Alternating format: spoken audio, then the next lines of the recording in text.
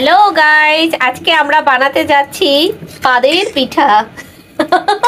এর মধ্যে চালের গুঁড়ি নিয়েছি, তারপরে এগুলো কি কাল্লে জিরা দিছি, চিনি দিছি, তারপরে পানি দিয়ে এটাকে এরকমের চুং পাং চুং করে মিক্সচার করেছি। এরপরে একটা প্যান দিয়ে দিয়েছি, প্যানের ভিতরে এখন তেল দিয়ে দিয়েছি। আরো তেল দিতে হবে, বেশি করে তেল দিবেন, যত তেল তত মজা। পরের তাদ্দা যখন দেখবেন তেলের ভিতর এমন বুড়ি বুড়ি বুড়ি বুড়ি হচ্ছে, তখনই এই দাঁড়ানে তখনই এখান থেকে চুং পাং চুং নিয়ে এরপরে দিয়ে দেবেন। হয়ে যাবে আমাদের তেলের পিঠা। সবাইকে দাওয়াত, খেতে চলে আসবেন। দেখেন ফুললে উঠছে পিঠা, কিন্তু অতটাও আমরাই না, বুঝছেন, গুনি টুনি আছি মোটামুটি।